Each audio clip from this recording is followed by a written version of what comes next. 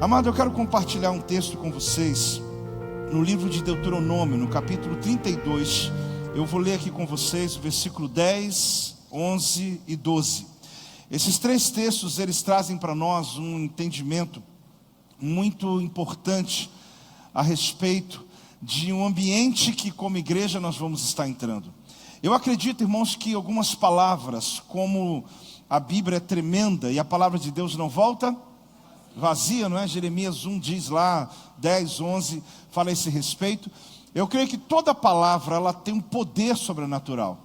Mas algumas palavras que eu subo aqui no altar para ministrar são respostas de orações. São perguntas que são feitas. As perguntas da tua madrugada, as buscas que você tem, no momento do teu silêncio. E de alguma maneira Deus me traz palavras que trazem respostas. Eu oro hoje para que venha esse batismo, esse repouso de Deus, a partir dessa palavra que o Senhor nos entregou, que tem um tema: se prepare para a próxima fase, o voo. Vamos falar juntos? Se prepare para a próxima fase, o voo. Fala para o teu irmão aí. Esse texto de Deuteronômio capítulo 32, no versículo 10, quem já achou e dá um amém aí. Olha o que diz aqui a palavra do Senhor para nós. Achou numa terra deserta e num ermo solitário, povoado de uivos, rodeou e cuidou dele. Guardou como uma menina dos olhos, como a águia desperta a sua ninhada e voeja sobre os seus filhotes, estende as asas e tomando-os, os leva sobre elas. Assim, só o Senhor o guiou, e não havia com ele Deus estranho. Amado, esse texto de Moisés é um cântico que todas as vezes que era novamente cantado, falado, trazia sobre a nação de Israel um novo livramento do Senhor. É interessante que Moisés, ele está falando desse cântico quando o povo já havia saído do Egito, atravessado o Mar Vermelho, passado pelo deserto, agora entrado na terra da promessa. E Moisés então faz um cântico com o interesse de perpetuar uma visão.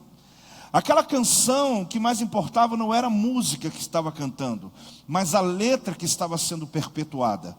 Para que ela pudesse se reverberar, ser repetida, tivesse eco na vida do povo de Israel, mesmo em épocas muito distantes dessa. Então é interessante porque há dias atrás, orando, Deus começou a falar exatamente sobre esse tema: se prepare para a próxima fase, o voo. E é muito importante porque quando eu olho a vida, eu percebo que a vida ela é dividida por ciclos. Basta você olhar o dia. Pela manhã às 6 da tarde termina um ciclo, começa outro às 6 da manhã, às 6 da tarde um novo ciclo. E pelo menos por 3 vezes ao dia você percebe uma entrada de novos portais, um novo ciclo. A semana não é diferente, um mês também não é. As estações a cada 3 meses. E por não dizer os 12 meses do ano que está terminando agora, daqui a praticamente 2 meses, um ciclo que nós estamos dando o batismo do ano do extraordinário. O que Deus falou muito forte comigo é que esses 2 meses que restam para terminar o ano, nós precisamos como igreja ficar muito atentos, para que você não termine antes de terminar, para que você não acabe antes de acabar, para que você não desista antes de Deus ter terminado, mas para que você encha o teu coração de fé.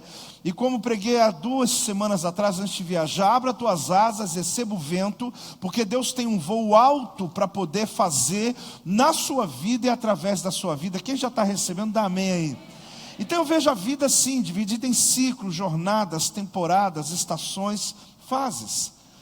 Quando eu chamo você para uma próxima fase, é que cada fase nos aguarda com novidades, e cada fase da vida nos aguarda com desafios. Mas, na verdade, o maior desafio, o maior cuidado que eu e você temos que ter, é não passar por uma próxima fase carregando pendências da fase anterior. A nossa vida passa por fases. Na psicologia já se mostrou exatamente as fases de um homem, as fases de uma mulher. para que a gente no casamento possa compreender esses ciclos naturais da vida, onde alguns se perdem não compreendendo as mudanças que acontecem, e alguns até se separam, sem necessidade alguma, simplesmente por não entender o novo momento que o seu cônjuge está.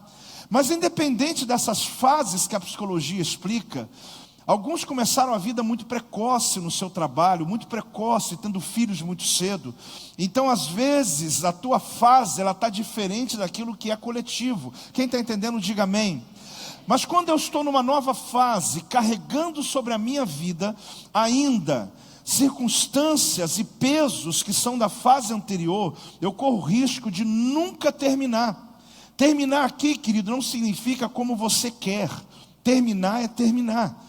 Algumas vezes a vida não vai ser como você quis, ou como você desejou, como você planejou. Alguns entendem que terminar é quando eu tenho sucesso. Não. Existem momentos, fases, temporadas, jornadas da nossa vida, estações, que elas simplesmente terminaram. Mesmo que não foi do teu jeito.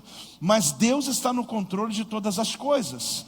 E quando você ainda não entende isso, você continua insistindo e já passou da fase.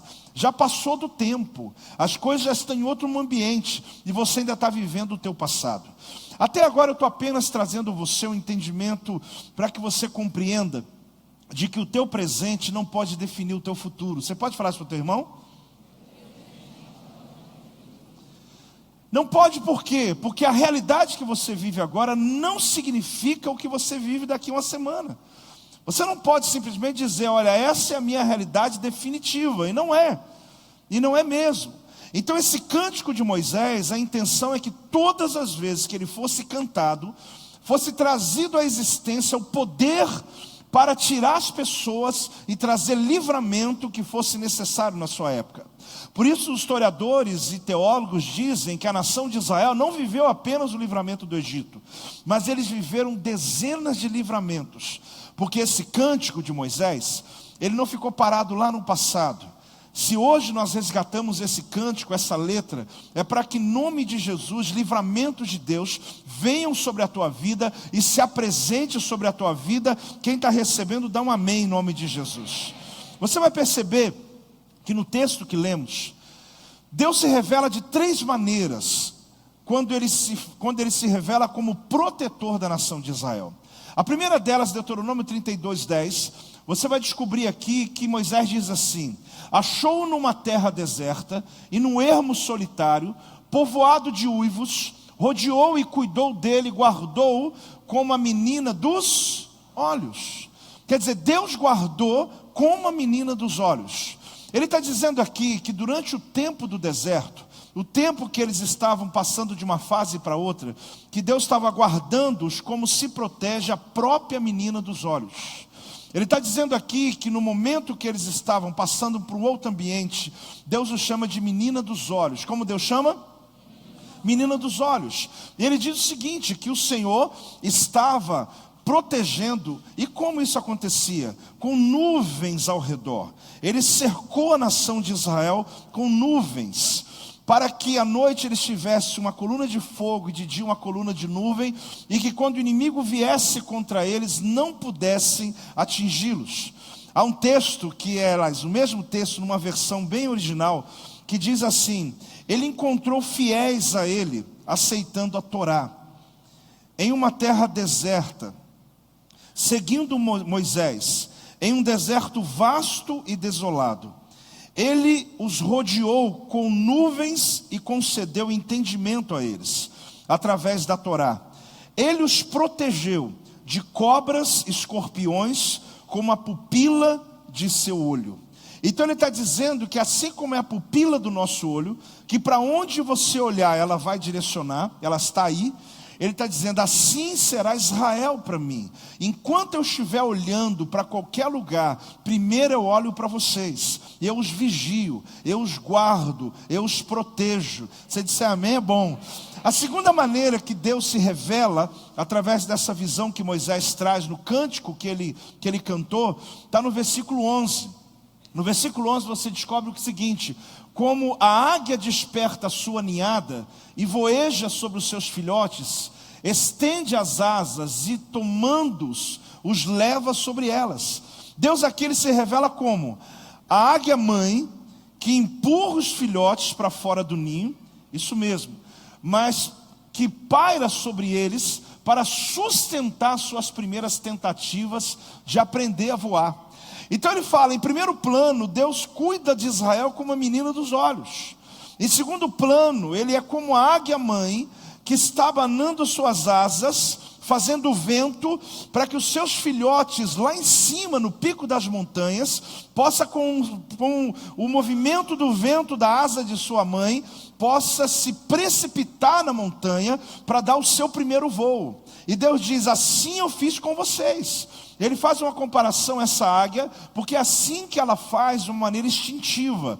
Quando ela quer provocar o seu filhote para a próxima fase, e você percebe na mensagem de hoje, é que Deus está despertando você para uma próxima fase. Está querendo mostrar para você quais são os sinais para que você descubra, perceba você mesmo, se você está ou não pronto para dar o próximo voo. Porque se você queimar essa etapa da sua vida, você vai tentar ficar num ninho que nem existe mais, que você vai entender quando eu continuar pregando aqui. Diz assim um texto, esse mesmo texto numa outra versão: ele os guiou com compaixão, como uma águia que gentilmente vigia seu ninho, sobrevoando sobre seus filhotes, sem tocá-los. Olha bem, ela não toca os filhotes. Ele abre suas asas, acolhe-os carregando-os com segurança em seu dorso. A visão aqui é exatamente dessa águia, que quando os filhotes começam, eles caem dos penhascos e começam a voar, ela entra por baixo e vai segurando os seus filhotes para que eles não caiam completamente. Então ela carrega no seu dorso. Tem até uma imagem, que eu tenho uma Torá que é para criança, então tem muitas imagens que são desenhadas.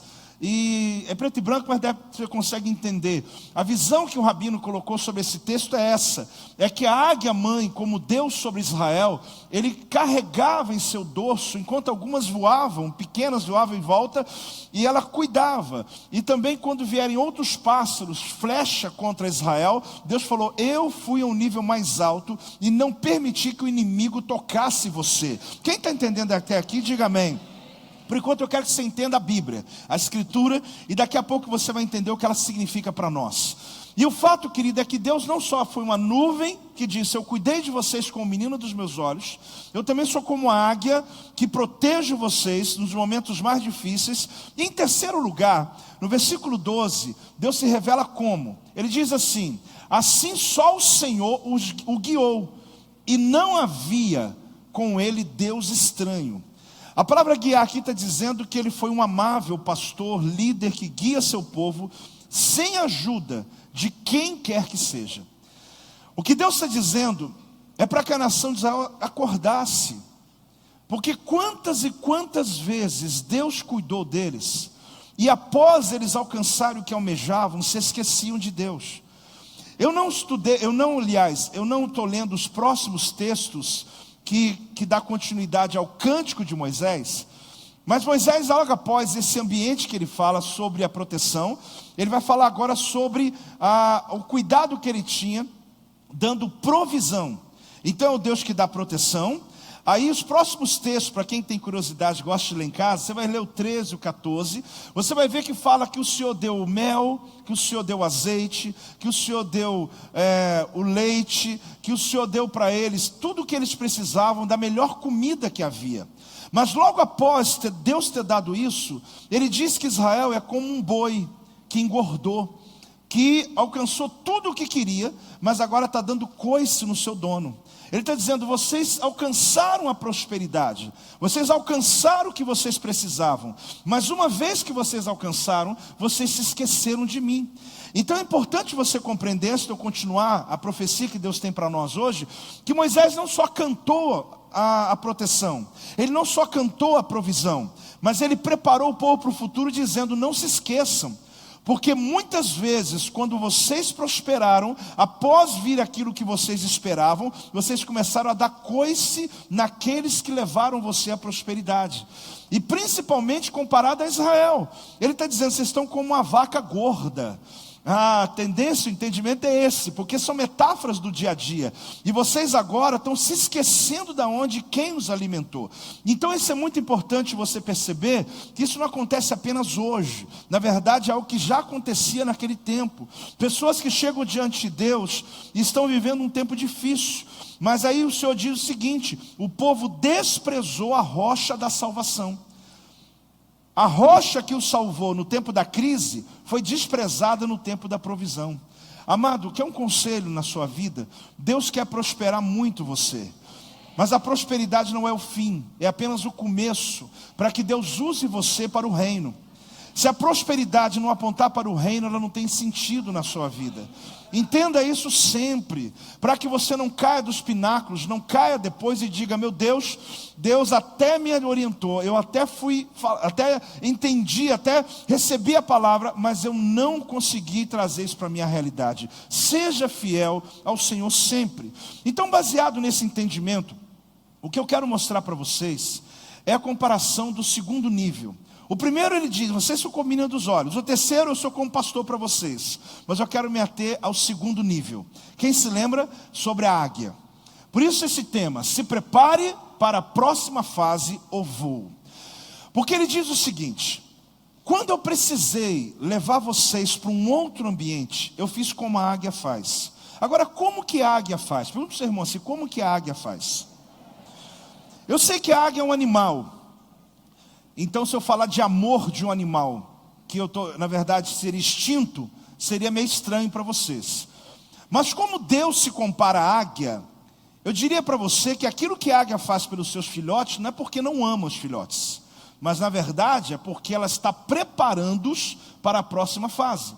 Então Deus está fazendo essa alusão à águia, por quê? Porque a águia, quando chega a hora dos seus filhotes dar o voo, porque o ninho dela é feito nas alturas, ela alimenta os seus próprios filhotes, e eles gostam porque isso é confortável para eles. Só que quando chega a hora do voo dos seus filhotes, ela destrói o ninho. O que ela faz? Ela destrói o ninho, ela quebra todo o ninho, ela desfaz todo o ninho, e as águias filhotes começam a ficar desequilibradas, e não conseguem mais se sustentar no pico daquela montanha, no penhasco, normalmente fica entre rochas. Depois que ela destrói o ninho, sabe o que ela faz? Ela começa a voar em volta, e a asa dela começa a provocar um vento forte, porque aí, aqueles filhotes, não é para assustar o filhote, mas é para estimular, para ele pular. Aí você diz assim: que águia ruim, né? Que mãe ruim é essa? Mas é o instinto dela, é o momento dela, é a hora dela provocar o voo dos seus filhotes. É hora dela provocar para que eles não fiquem na dependência dela uma vida inteira. Porque aquilo que alimentou seus filhotes até hoje não vai alimentá-los mais. Se você tem tempo de igreja, aquilo que te alimentava no passado não te alimenta mais. Você precisa de níveis maiores na presença do Senhor. Mas o fato, querido, é que aqui você vê uma evidência muito forte para nós, quando Deus faz essa comparação. Pois ele diz que conduziu o seu povo em seu dorso. Por que a águia pode conduzir os seus filhotes aqui no seu dorso, como eu te mostrei naquele desenho? Porque a águia é a ave que voa mais alto do que qualquer outra. Então não tem nenhum problema de um falcão, de outro pássaro vir e pegar os seus filhotes. Porque quando vier, ou a flecha que está ali, desenhamos, ela vai voar mais alto ainda e ninguém vai atingir os seus filhotes. Então não teria melhor comparação a esse respeito de quando Deus conduziu o povo do deserto para a terra prometida, dizendo: olha, eu levei vocês como a águia mãe leva. Como a águia mãe leva? Carrega o tempo todo no dorso? Não, deixa cair, volta. Deixa cair, volta. Só que antes de tudo isso acontecer, ela destrói o ninho. Por isso eu quero com essa palavra despertar você. Sabe por quê, querido? Porque as evidências estão muito claras. O ninho já foi destruído. Um vento forte está soprando. Não diga que é o diabo. É a águia mãe que está abanando as suas asas. E que quebrou o ninho para você poder dar o seu próximo voo. Para você entrar na sua próxima fase. Você está entendendo ou não está entendendo, meu amado? Eu estou encharcado com essa palavra essa semana. Porque eu compreendo que essa verdade, ela nos instrui, nos prepara, nos amplia, para que a gente pise agora o mês de novembro e logo o mês de dezembro, antes desse ano ainda acabar, perceber, querido, que alguma coisa está acontecendo. Só que para você não ficar equivocado, quando o ninho começar a ser quebrado, você diz, meu Deus, o diabo está vindo. E quando um vento começar a soprar, você fala, é tempestade. Porque eu demorei para entender isso. Em muitas fases da minha vida, em muitas temporadas do meu ministério, houveram momentos que quando eu voltei, o ninho estava quebrado. Aquilo que eu construí foi destruído. Aquilo que eu considerava pleno, bom, confortável, foi quebrado. E quando eu olhei, a princípio, no meio de uma tragédia, de uma notícia, de um ambiente ruim da minha história, eu disse, vamos orar que o diabo está furioso comigo. Só que algumas dessas vezes, querido, depois de passado, na verdade eu percebi que foi a grande águia que estava abanando as suas asas e com o seu bico destruiu completamente o meu ninho, para que eu pudesse voar mais alto. E que se eu não pudesse, e que se eu tentasse ainda segurar nos penhascos, porque tem aquele filhotinho que fica tentando segurar ainda, mas a mãe não toca. Você viu que o texto fala que ela não toca, mas ela bate as suas asas, porque ela está provocando. Amado, em nome de Jesus, comece a discernir o que o Espírito Santo está dizendo à igreja hoje. Comece a discernir a tua caminhada, porque Deus vai abençoar você no meio da escuridão, Deus vai abençoar você no meio da tempestade, Deus vai abençoar você em um ambiente que você menos espera. Pode dar uma salva de palmas ao Senhor. Aleluia.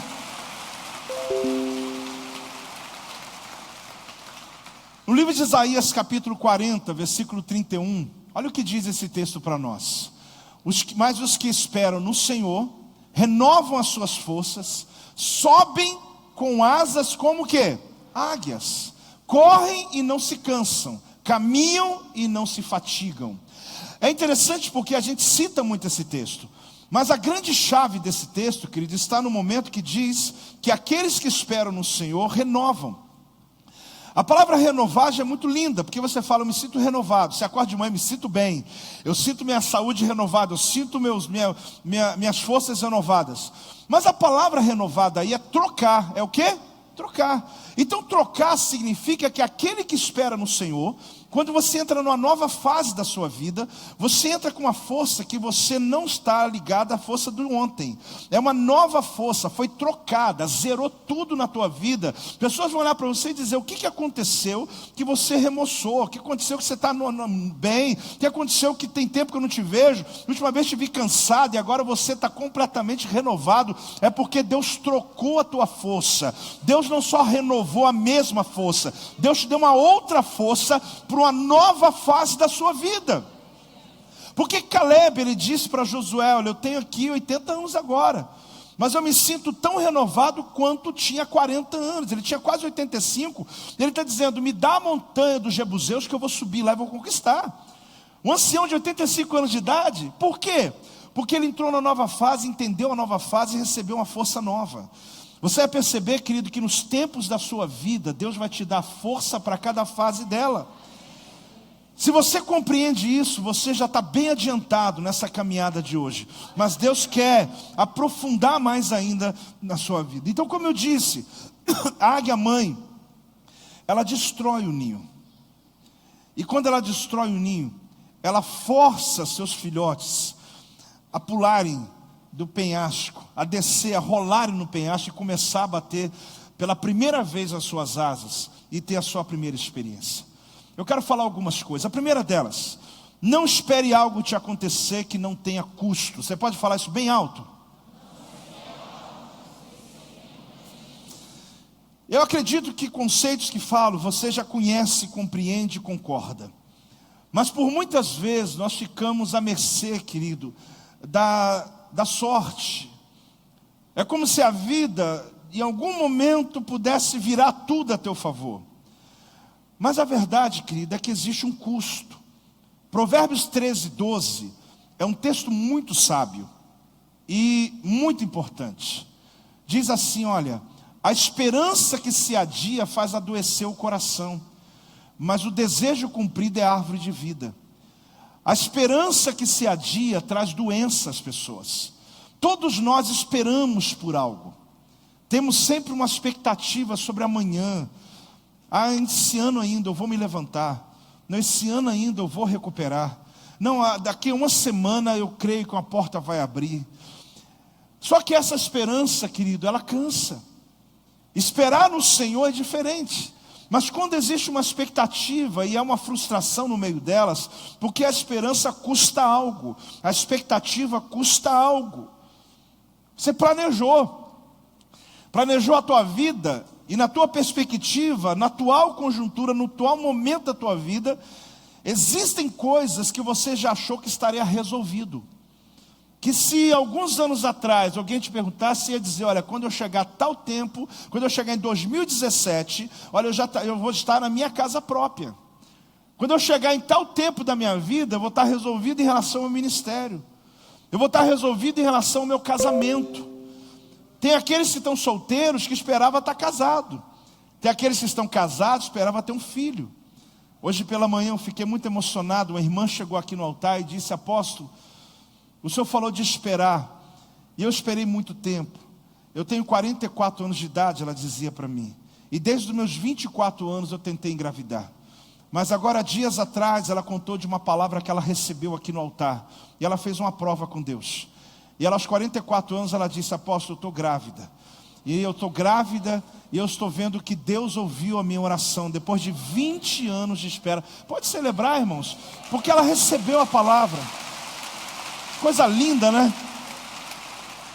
Pode não ser a sua espera, mas a espera custa. Talvez você esperava uma estabilidade financeira. Não. 2017 minha vida financeira vai estar completamente organizada. A minha saúde vai estar 100%. Mas pode ter acontecido diferente do que você esperava.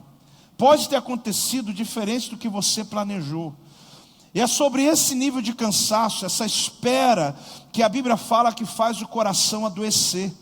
Essa esperança que se adia, nas outras versões fala assim, olha, esperança frustrada deixa o coração aflito. Expectativa que se adia, deixa o coração adoecido. Esperança adiada enfraquece o coração.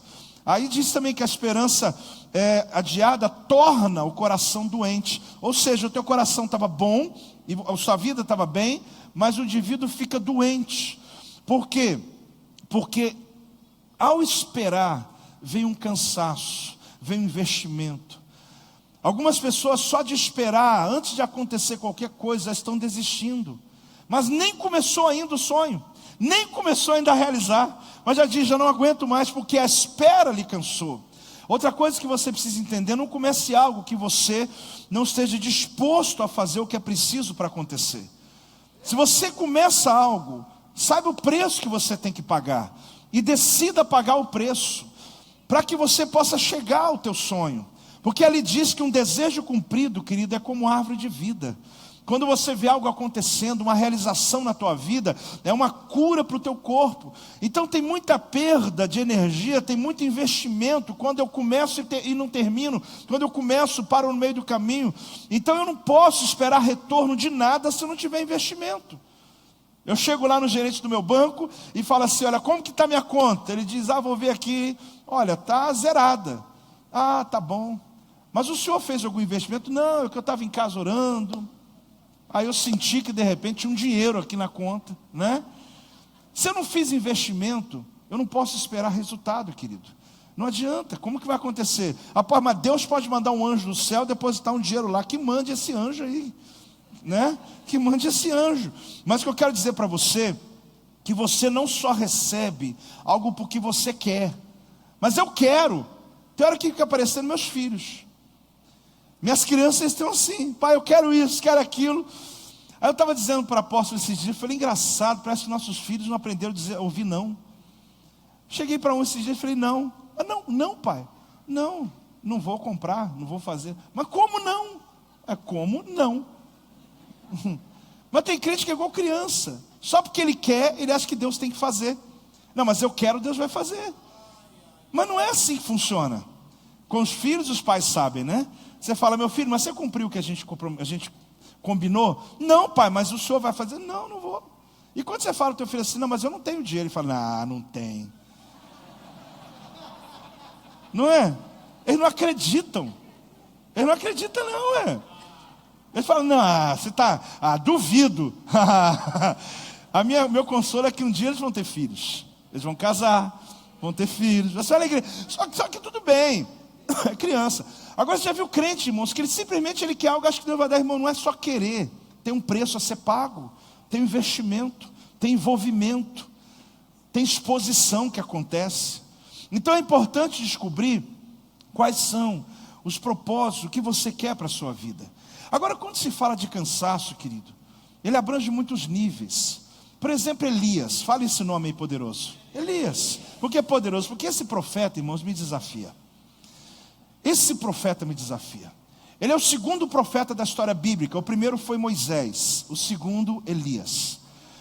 Mas por ser fases diferentes, quando Elias ele entra no cenário, onde ele precisava provar, primeiro o que era ser um profeta. Mas se você olhar na história bíblica, irmãos, Elias, ele viu milagres extraordinários. Ele correu mais rápido do que os cavalos de Acabe. Significa que a carruagem do rei, que era importada do Egito, com cavalos árabes, a média 8 cavalos por carruagem, Elias correu e ultrapassou os cavalos depois de cingir o seu lombo. Elias citou um menino, uma criança. Elias, irmãos, orou e fogo caiu do céu. Elias orou e caiu chuva, depois de 3 anos e meio sem chover. E aí vai as histórias de Elias. Mas um dia, Jezabel, irada com Elias, disse o seguinte: em 24 horas eu te mato. Mandou recado para Elias: olha, se em 24 horas você não morrer, o termo que ela usa é como se ela dissesse: eu tiro a minha vida se eu não matar você. Irmão, naquele momento Elias foge. Olha o que diz 1 Reis 19, do versículo 1 em diante. Vamos acompanhar essa leitura. Acabe fez saber a Jezabel tudo quanto Elias havia feito e como matara todos os profetas à espada. Então Jezabel mandou um mensageiro a Elias a dizer-lhe: façam-me os deuses como lhes aprouver, se amanhã, a estas horas, não fizer eu a tua vida como fizeste a cada um deles. Eu vou ler ainda mais, mas ela está dizendo: faça-se os deuses, é como se ela falasse: olha, que os deuses me matem, se eu não matar ele. Então ela coloca a vida dela em risco. Aí, temendo, pois, Elias levantou-se para salvar a sua vida, se foi e chegou a Berseba, que pertence a Judá, e ali deixou o seu moço. Olha bem o que ele faz. Ele mesmo, porém, se foi ao deserto, caminho de quantos dias? Um dia, e veio se assentou debaixo de um zimbro, e pediu a si o quê? A morte, irmãos. Ele queria morrer, e disse: basta, toma agora, ó Senhor, a minha alma, pois não sou melhor do que meus pais. O próximo versículo diz: deitou-se, dormiu debaixo do zimbro, eis que um anjo tocou, e lhe disse: levanta-te e come. Aí quando ele acorda, tem lá, olhou, ele viu, junto à cabeceira, um pão cozido sobre pedras em brasa. Visualiza, irmão, um pãozinho em cima de uma pedra, em cima de uma brasa, quentinho, e ali uma botija de água. Comeu, bebeu e foi fazer o quê? Dormiu, meu irmão, dormiu. Voltou segunda vez o anjo do Senhor, tocou-lhe e disse: levanta-te e come, porque o caminho te será sobremodo longo. Ali o último, levantou-se, pois, comeu, bebeu de novo, olha bem, e com a força daquela comida caminhou 40 dias, 40 noites, até Horebe, o monte de Deus. Amado, Deus tinha uma nova fase para Elias. Apesar de tantas coisas que Deus fez através desse servo de Deus, Deus estava levando para um outro nível. Sempre Deus tem um próximo nível para você. Isso nunca vai terminar na sua fé cristã. Nunca diga: já cheguei, acabou a pós. Mas Paulo disse: combati o bom combate. Sim, mas ele completou a carreira e ainda estava disposto a morrer por uma causa. E a última fase de Paulo, você não vai querer, ele se tornou um mártir do evangelho. Então olhe bem, Deus tinha uma próxima fase. Elias não entendeu.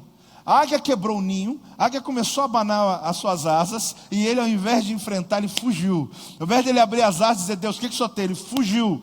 Isso não traz você consolo, mas tem gente dizendo: se até Elias não entendeu, então tá bom para mim também. Mas o fato, irmãos, é que ele foge, correu um dia inteiro. Depois dele correr um dia inteiro, ele dorme debaixo de um zimbro. Vem um anjo e cutuca Elias. Irmãos, para mim anjo na Bíblia, na maioria das vezes, talvez todas menos essa, ele vem para abrir o Mar Vermelho, ele vem para abrir o Jordão, ele vem para matar 185 mil soldados. Anjo vem para abrir cadeia, anjo vem para fechar a boca de leão, anjo vem para poder ser uma roupa de amianto, para poder não deixar os filhos dele queimar. O anjo vem para fazer um negócio sobrenatural. Agora o anjo vem, se apresenta para Elias, cutuca ele, Elias acorda e fala assim com ele: olha, come esse pão, bebe essa água e dorme. Ué, que coisa sobrenatural é essa? Aí Elias vai e dorme. Aí depois que ele dorme, querido, você descobre que ao acordar, o anjo veio a segunda vez. Aí o anjo falou: come de novo, está precisando comer, está precisando beber. É interessante você olhar isso, porque com a força daquele descanso, daquela comida, a atitude de Elias mudou. Esse homem que queria morrer, esse homem que estava deprimido, esse homem que estava desanimado, esse homem que estava sem paz na vida, ele agora começa a enfrentar os desafios da vida. Ele foi para a próxima fase. Deus preparou ele para o novo ambiente da vida dele. Mas o detalhe é que o anjo não veio e falou assim: Elias, recebe força, Elias, recebe uma unção, Elias, recebe um ânimo novo. O anjo não fez nada disso. O anjo só acordou. Ele falou: come, menino, vai comer, vai beber. Às vezes o nosso problema não é espiritual. Sabia disso? Fala para o teu irmão assim: às vezes nosso problema não é espiritual. Não é não, irmãos. É problema físico. Elias, ele tinha andado 24 horas, enfrentou os profetas de Baal. Ele precisava de uma refeição. Ele precisava de água. Ele precisava era de dormir. Ele precisava de descanso. Eu quero dizer uma segunda coisa para você. Olha o que diz: ele me faz repousar em pastos verdejantes. O Salmo 23, versículo 2, ele fala exatamente isso. Porque ele me faz repousar em pastos verdejantes, leva-me para junto das águas de descanso. Então você tem que cuidar de si. Você tem que cuidar do que você é, porque você é dividido, você é parte em três: corpo, alma e espírito. Físico, emoção e espiritual. Mas às vezes nós ficamos achando que a nossa realidade é apenas uma. Eu cuido espiritualmente da minha vida e o resto vai estar tudo bem. Não, você tem que olhar a tua vida como um todo. Então, se você não descansar, Deus vai fazer você descansar. Deus falou, ali o Salmo diz o quê? Ele me faz repousar, ele me faz descansar. Então, se você não descansa, Deus te põe em descanso. Se você não deita, Deus deita você. E eu diria que é melhor você deitar. É melhor você descansar. Eu já tive nesse tempo da minha vida, na minha juventude eu conhecia, ou pelo menos ouvi falar, de grandes homens e mulheres de Deus, que foram usados, inclusive numa época bem mais limitada do que a nossa, de comunicação, a facilidade que a gente tem hoje, né? Para pregar o Evangelho. Houveram homens, irmãos, que foram usados por Deus para mudar uma geração. Começaram igrejas, projetos nos rincões desse país nosso. Saíram dessa nação. Viajavam de navio, porque nem dava para viajar ainda com facilidade de avião. Mas é triste você saber que algumas pessoas foram tão usadas por Deus. Espiritualmente foram tão usadas, mas não cuidaram do seu corpo. Não cuidaram das suas emoções. E tiveram um final muito trágico. Eu estava não faz muito tempo numa reunião com pastores, e eu estava ali realmente de visitante, mas eles se conheciam, e eu estava ali muito feliz de poder participar daquela reunião. E eu via eles contando sobre um grande evangelista da nossa geração, ou seja, não da minha, mas impactou a minha geração. Hoje já é um senhor, um ancião. Eles diziam: você se lembra do fulano? E todo mundo: claro, claro. Aí um contou o testemunho do lado e falou: olha, ele mudou minha vida. O outro: olha, quando eu estava na conferência tal. O outro falou: Deus, o meu chamado pastoral foi ele. O outro, e cada um num jeito. E eu ali, uau, tremendo. Apesar de eu não ter ouvido esse pregador muitas vezes, mas também o conhecia. E eles estavam ali dizendo assim: mas que lamentável. Aí eu atentei, né? Que lamentável. Porque hoje ele está dependendo financeiramente, se o governo paga ou não lá, o INSS, sei lá dele. Os filhos abandonaram, ele está doente, não tem um plano médico, e ele hoje está necessitado, e a conversa ali é: vamos fazer uma oferta para ajudar ele. Fazer oferta não é problema, mas é terrível, querido, porque é um homem que foi tão usado por Deus, mas talvez se esqueceu da família, esqueceu dos filhos, ou de alguma coisa ficou para trás. Longe de mim estar comparando esse homem, ou criticando ele. Mas eu olho a Bíblia e vejo aquele profeta que eu contei esses dias aqui no culto. A mulher estava viúva porque ele morreu. E a mulher chegou para o homem de Deus e falou o seguinte: falou: olha, meu marido era usado pelo Senhor. Meu marido era um dos teus servos da escola de profetas. Só que depois que ele morreu, eu estou tendo que vender os meninos para pagar a dívida. Eu estou vendendo as crianças. E amanhã, se eu não tiver o dinheiro, os 2 filhos nossos vão ser levados como escravos. Você percebe que foi um homem de Deus, mas não foi um gestor. Ele foi um homem espiritualmente muito usado, mas muito mal administrador. Você tem que entender, querido, que a tua vida não é só espiritual. A sua vida não é só natural. A sua vida não é só emocional. Existe um equilíbrio que Deus quer trazer para você. Quem está me entendendo, querido? Não adianta você dormir 3 horas por noite e dormir 4 horas da manhã e acordar logo cedo achando que teu dia vai ser bom. Não tem jeito, irmão. Aí tu acorda dizendo: tem demônio me rodeando hoje. Não é demônio não, é o travesseiro que está nas costas mesmo. Não tem demônio nem trabalhou hoje. É porque você dorme mal mesmo. Come fora de hora. Come de qualquer jeito. Toma 10 litros de refrigerante e fala: estou me sentindo mal, deve ter demônio. Não é demônio não, irmão. Não tem nada a ver com demônio. Não tem nada a ver com demônio. Agora tem ao mesmo tempo aquele que fala: não, eu passo 3 horas na academia, mas não abriu a Bíblia para ler. Está desequilibrada a vida. Pode acreditar, está desequilibrado. Porque está cuidando do corpo, mas esqueceu do espírito. E aquele, querido, que não entende a necessidade do descanso. Aqui você descobre que quando o anjo chega até Elias, o anjo mandou ele comer e dormir. Tem gente querendo até o endereço desse anjo. Tem gente que fala assim: ele não vai aparecer hoje no culto não, Senhor, pastor apóstolo. Esse anjo é o anjo que manda comer e dormir, esse é o meu anjo, não é? Agora o fato, querido, que você percebe que essa era a necessidade do profeta. Ele estava cansado. Cansado não tem criatividade, cansado não tem raciocínio, não tem paixão. Cansado você perde alegria. Aí vai lá e dorme um pouco, come um pouco. Às vezes o cônjuge está brigando com os filhos, está brigando com o marido, ou então está brigando com a esposa. E nessa hora dá vontade de você falar: dorme um pouquinho. Descansa um pouco. Está irritado. Olhou para mim, está olhando por quê? Não estou olhando não, só estou reparando, você está linda hoje, né? Você não vai nem falar muito, né? Quem é casado sabe. Então é interessante porque às vezes não tem nada com o espiritual não. É você descansar um pouco. Mas descubra uma coisa, querido, nesse equilíbrio que a gente precisa. Na minha natureza, se deixar, eu passo o dia trabalhando. Porque eu amo o que eu faço, mas isso não é desculpa. Porque nesse amo que faço, muita coisa acontece nesse ministério, dia e noite. Você está dormindo, e do outro lado do mundo, lá na Itália, que é fuso horário diferente, está acontecendo coisa. Você está dormindo, tem gente acordado. Tem gente que fica endemoniado de madrugada. Eu falo assim: vamos esperar de manhã, demônio. Porque nem respeita o sono da gente mais, né? Fica endemoniado de madrugada. Espera amanhecer, mas não espera. Ele fica endemoniado de madrugada. Começa a querer bater na mulher de madrugada. Irmãos, muitas coisas acontecem o tempo todo nesse ministério. De segunda a segunda acontecem coisas aqui.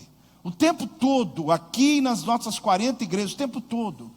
Se me deixar, a minha natureza é trabalhar dia e noite, o tempo todo e madrugada. Mas não tem jeito. Eu preciso de parar um tempo com meus filhos. Moro num lugar que me proporciona, quando eu não estou viajando, eu estou com minhas crianças. Eu preciso ter um tempo com a minha esposa, viajamos para estarmos juntos. Eu preciso ter um tempo, cuidar da vida. Não importa o que fala. Porque quando eu me apresento aqui, eu tenho que estar pleno. Porque algumas pessoas acham, querido, que é bonito isso. O indivíduo tem 5 anos que não tira férias, dá conta amarra ainda. Tem 5 anos que eu não paro. Está pecando, irmão. Porque Deus mandou parar a cada 6 dias para um. Deus mandou descansar. Está silencioso? Deus mandou descansar. Porque o descanso agrada a Deus. O descanso glorifica o Senhor. Se esse anjo aparecesse aqui hoje para você, ele ia falar para alguns o seguinte: não vai pensando que ele vai falar a mesma coisa não. Tem gente que vai falar assim: levanta e vai trabalhar. Não, porque tem gente que está achando que esse anjo vai chegar aqui hoje e vai mandar todo mundo comer e dormir, né? Vai todo mundo para casa hoje, vão comer e dormir a semana inteira. Não. Mas pode acreditar, Alex, que tem gente que vai chegar aqui, o anjo vai dizer assim: ó, você está precisando de descanso, você está precisando parar, você está precisando dormir bem, comer bem, vai namorar um pouco com tua esposa, vai viajar um pouquinho com suas crianças, para um pouco na vida. Não tem demônio aí não, é você que está entrando num giro da vida e não está percebendo o que está acontecendo ao teu redor. Deus fez assim com Elias. Elias voltou. Sabe o que aconteceu, irmãos? Ele voltou para o tempo dele, ele entrou na nova fase. Ele andou 40 dias arrebentando com o demônio, arrebentando com tudo, só porque comeu pão e bebeu água. O anjo nem precisou orar por ele não, precisou nem abençoar a vida dele não. E que pão e água faz, irmão? Aquele pão era ungido, apóstolo. Aquela água era ungida. Não, irmão, é comida, bebida e sono.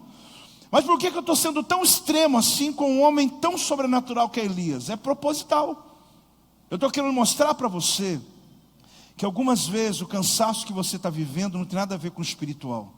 No Antigo Testamento Deus diz: é preciso descansar. Você será muito mais produtivo quando você alcança esse equilíbrio.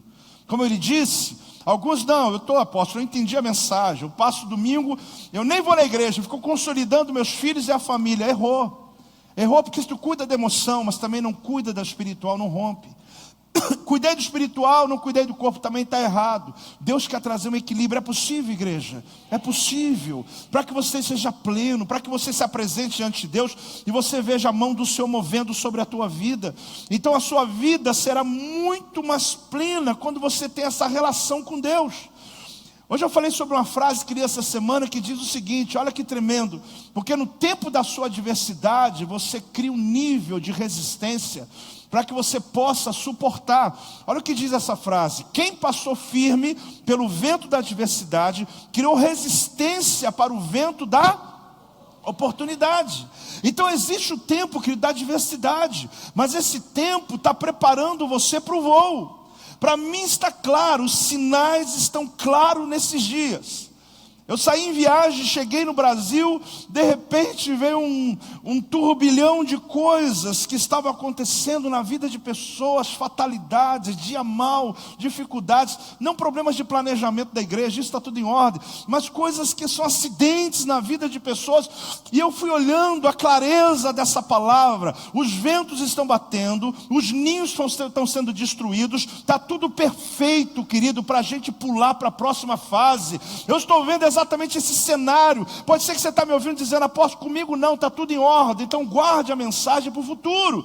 Mas você, querido, que hoje está vendo que o ninho foi quebrado, que o vento está soprando, não é o diabo que está fazendo isso, é Deus que está precipitando você do penhasco, é Deus que está levando você para uma próxima fase. Tem algum crente recebendo essa palavra? Meu amado, dá uma salva de palmas ao Senhor, dá um glória a Deus em nome de Jesus. A terceira coisa que você tem que entender: não se canse de fazer o bem. Você pode falar isso para quem está do teu lado?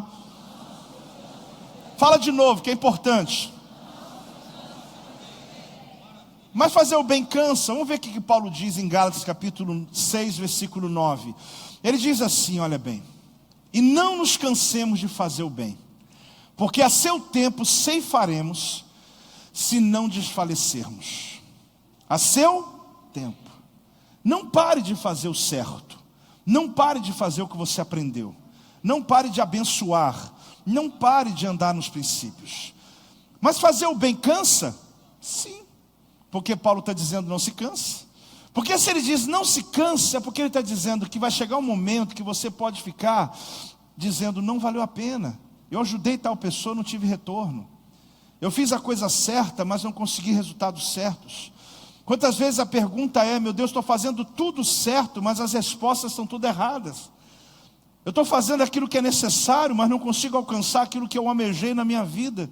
Então, até porque ficar à espera de uma resposta positiva é o momento que você fica ali buscando, fazendo bem, e alguns desistem de fazer o bem. Há dias atrás eu lancei dias mesmo, essa semana passada, Eu estava indo em viagem, eu lancei um áudio para os meus discípulos, como faço toda segunda-feira, e eu estava dizendo para eles essa frase, que é um entendimento para mim, sobre orientar pessoas. Orientar pessoas não significa resolver seus problemas. É simples, mas isso te liberta. Liberta ovelhas, liberta líderes, liberta as pessoas. Eu pastoreio pastores há muitos anos. E eu vejo alguns líderes chegarem agoniados no meu gabinete, dizendo: apóstolo, por favor, mostra o meu erro. Como se fosse tão simples assim. Mas é claro que com o tempo de conversa, às vezes eu posso ajudá-los. E às vezes, numa grande maioria, os resultados são muito bonitos. Mas alguns chegam e dizem assim: mas apóstolo, eu visito as pessoas, eu vou aos hospitais, eu atendo as pessoas em gabinete, eu estou na santidade, mas a igreja não cresce, a igreja não rompe, eu estou o tempo todo com as minhas ovelhas, o que está acontecendo? E algumas vezes eu digo a esses queridos: olha, talvez, porque existem equívocos da tua parte e das suas ovelhas. Talvez você acredite que você tem a obrigação de resolver o problema delas. E talvez elas também acreditem nisso. E fora aqueles que acham que quanto mais eu ficar visitando, estando com eles, eu disse até um dia aqui, porque ler Bíblia, irmãos, liberta a gente. Que quando visitamos as pessoas, biblicamente, não com relacionamento, não com aquele momento do prazer, não um relacionamento de célula, almoço, janta que você faz para receber pessoas, mas a visita bíblica é aquele que não tem como estar na igreja, é o doente e é aquele que está preso. O que está preso não pode vir, eu tenho que ir até ele. O que está doente, eu tenho que ir até ele porque não pode vir. E tem aquele que fala assim: mas eu não estou bem na igreja, o pastor não veio na minha casa. Mas você está doente? Não. Mas você está preso? Não. Então por que o irmão está com problema? Você pode levantar e ir no culto domingo, está tudo em ordem, dá um abraço lá no pastor.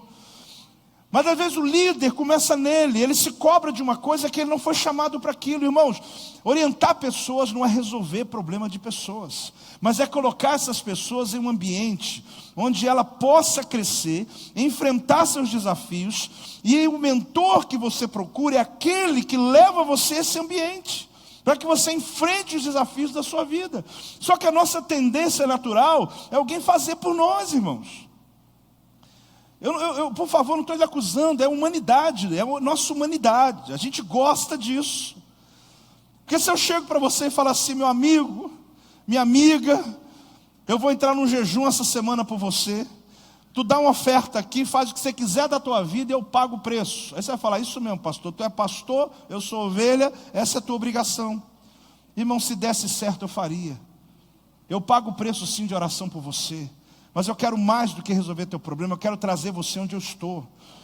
Porque do contrário você vai depender sempre de eu chegar aqui no altar, ir lá na montanha do Carmelo. Eu faço isso, sim, faço. Mas quando eu vou no Carmelo, eu conecto a minha oração com o teu trabalho aqui também de oração, de entrega. Nós estamos juntos. Quem está me entendendo, meu amado? Se eu pudesse fazer isso, seria maravilhoso. Irmãos, a verdade, irmão, se eu pudesse pagar alguém para correr para mim, 2, mais algum? 3. E tem gente já levantando a mão e fala: me paga que eu corro. Se eu pudesse, irmão, se fosse provado cientificamente, Ricardo, tu paga. Aí ia falar assim: não, mas vai ser caro. Eu falo: divide em 10 vezes, eu pago. Que alguém ia correr para mim, os resultados iam vir para mim. Irmão, eu dou oferta agora aqui.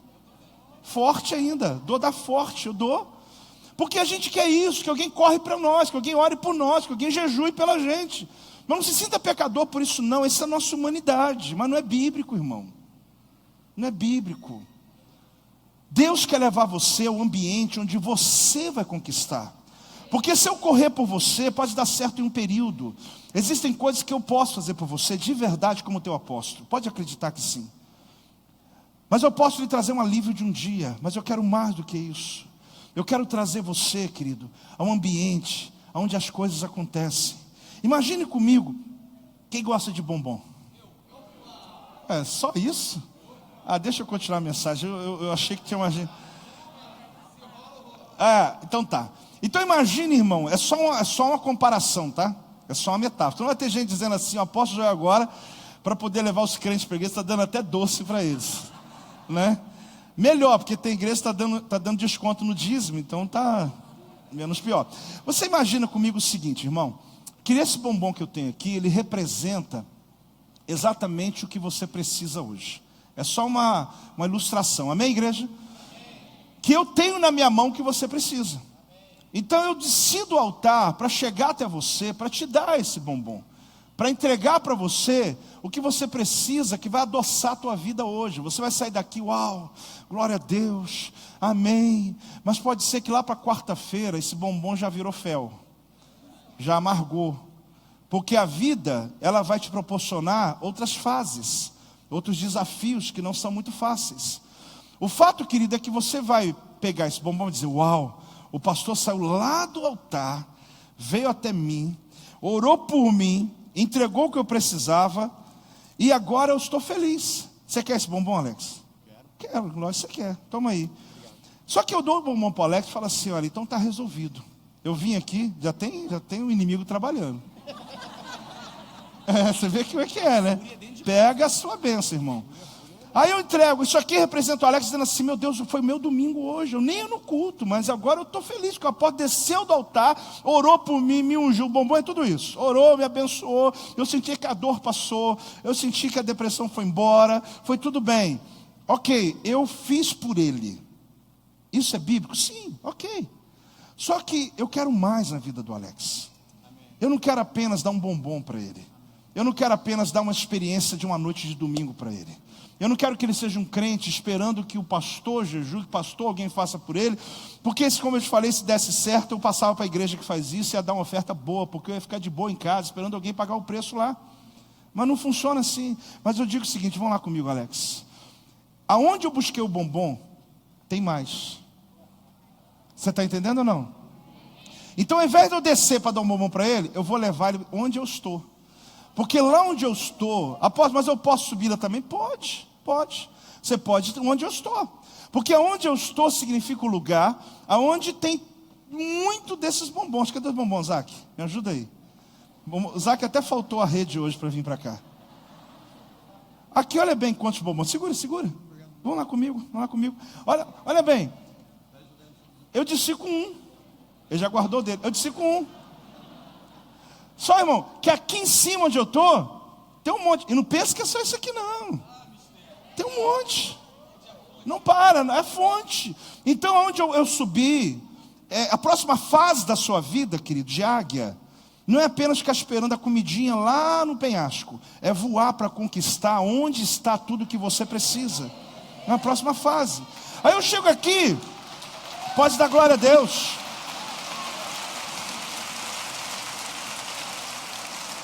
Aí eu chego aqui e falo assim, tu quer ficar com esse bombom? Ele fala, quero, né? Ou você quer me dar esse? Ele fala, mas eu perdi meu bombom. Não, ele não perdeu. Porque agora ele está num lugar onde tem muitos. Então é o seguinte, não dá, vai cair. Sabe por que vai cair? Porque aqui é um lugar que tem uma fonte.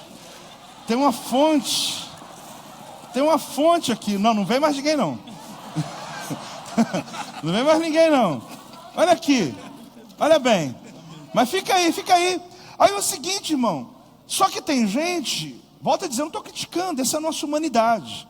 Que a gente quer que alguém leve até a gente um bombom. Tá bom, domingo que vem eu volto e pego o outro. Irmãos, eu não quero isso para você. Deus não me chamou para pastorear uma igreja desse jeito.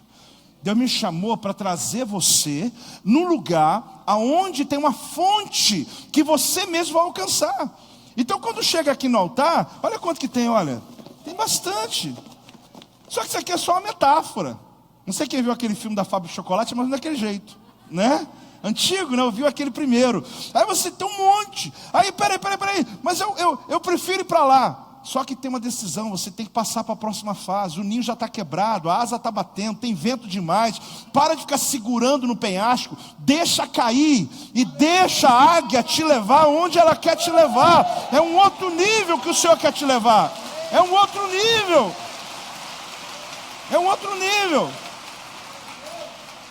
Só que está aqui o Alex agora, está bem melhor, não está? Porque agora ele não está apenas com aquele bombonzinho dizendo, o pastor orou por mim. Glória a Deus.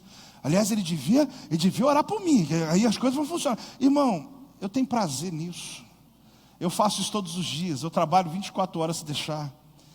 Só que o meu trabalho é mais do que apenas... Porque seria fácil demais para mim chegar, irmãos, fique aí, eu vou jejuar amanhã e tu traz um dinheiro aqui que eu vou jejuar por você. Maravilha. Só que a Bíblia não me ensinou isso, não vai resolver o teu problema e nem o meu.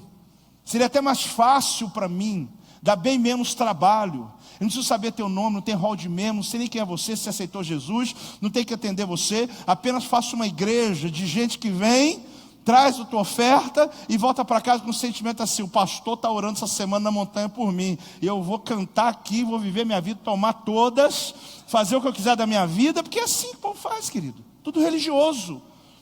Mas a sensação é que alguém está fazendo por mim, irmão. Se desse certo eu fazia, mas na Bíblia não está dizendo isso. Jesus, ele se substituiu, mas eu tenho uma função: trazer você daí para cá, onde as coisas acontecem. E aqui por quê? Porque aqui tem bastante. Aqui tem bastante. Acabou.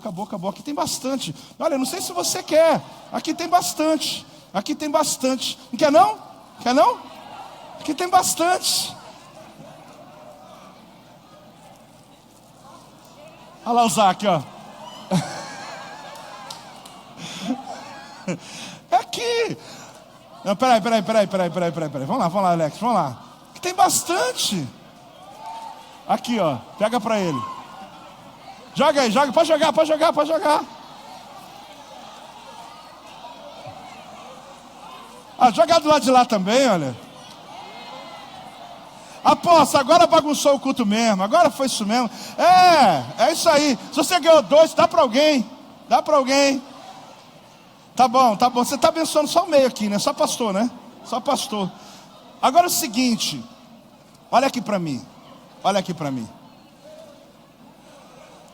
Hoje de manhã teve um irmão que saiu daqui com um bombom desse. Ele chegou ali atrás pro discipulador dele e falou: uau, meu Deus do céu.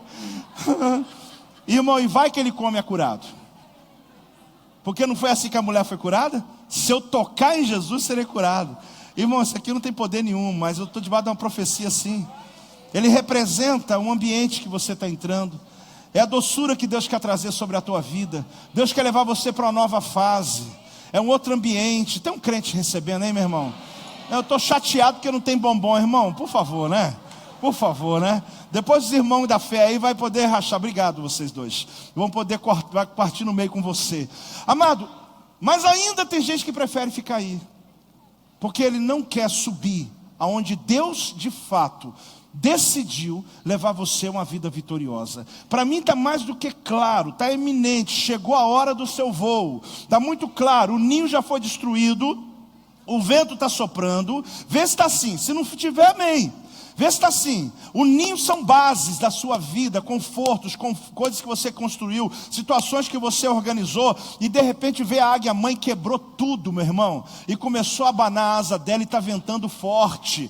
E é hora de você ir para a próxima fase. É a fase do voo. É um nível mais alto que Deus quer trazer você e quer levar você. É um nível de conquista que Deus quer carregar você. Amado, é eminente isso, está claro.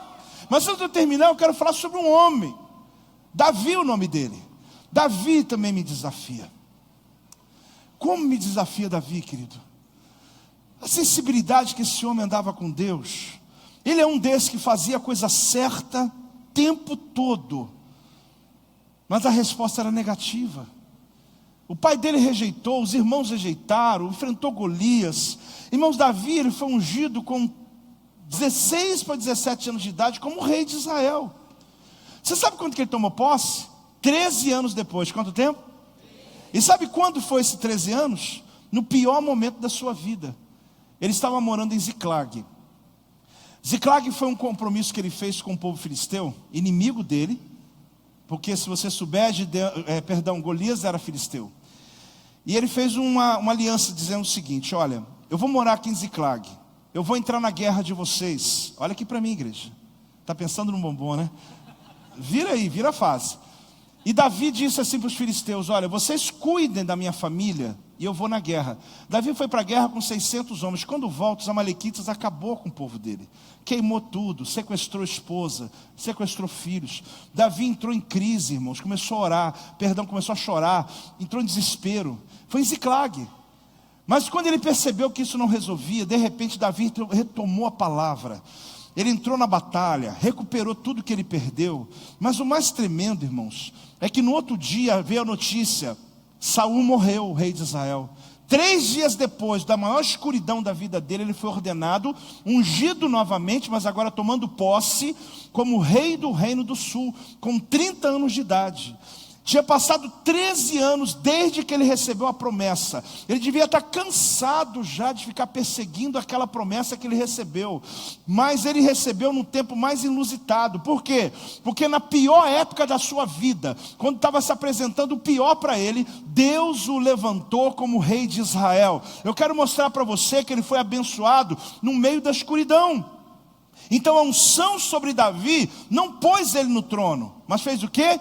Capacitou para que ele pudesse conquistar o trono. A unção que está sobre a tua vida não põe você no lugar, mas capacita para você alcançar o lugar. A unção é como aquele bombom que eu tentei mostrar para você. Ela não é apenas um momento, ela está te levando para o lugar onde você vai ser vitorioso. E assim aconteceu com Davi. Ele estava mais próximo de ver o milagre dele acontecendo no pior momento da sua história. E eu termino essa mensagem dizendo para você, querido, de verdade, quando você lê a palavra, isso é a grande verdade. Quando se aproxima a resistência, quando se aproxima a escuridão, quando o ninho foi destruído, quando um vento está batendo, é porque o Senhor está preparando você para a próxima fase, é porque a promessa está para acontecer, é porque algo poderoso está sendo liberado sobre a tua vida.